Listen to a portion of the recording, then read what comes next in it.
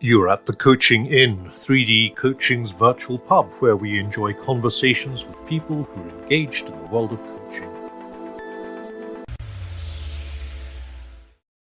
Hello, it's Claire here with this week's blog, which is about holding on to the main thing.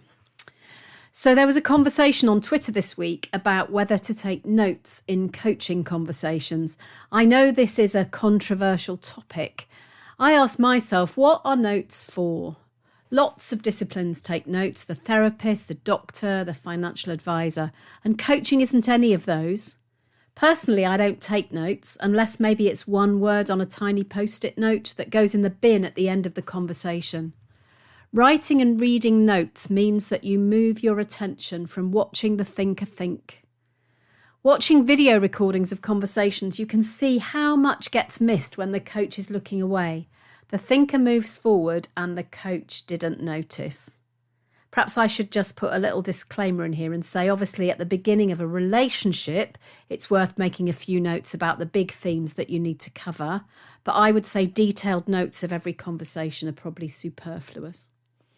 Today, I was watching a recording with a coach, and when we started talking, she said that she was very interested that they didn't really get to explore feelings in the session.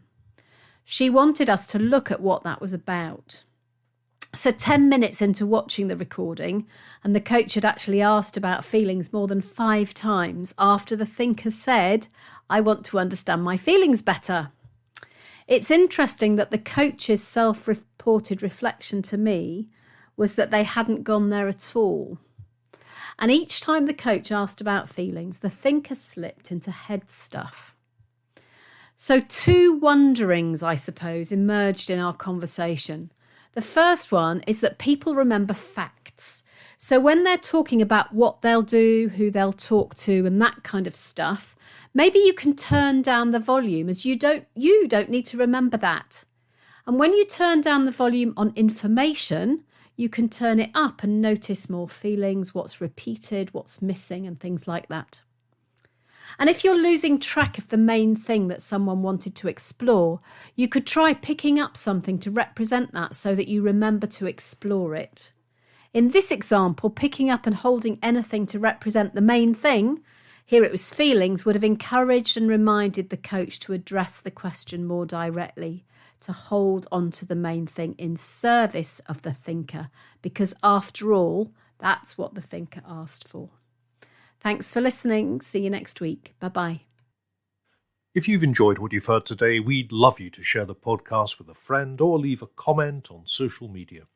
And if you'd like to become a regular at the Coaching Inn, you can subscribe on Podbean and all major podcast channels. We look forward to welcoming you next time. You've been listening to The Coaching Inn, 3D Coaching's virtual pub. For more information, check out 3dcoaching.com.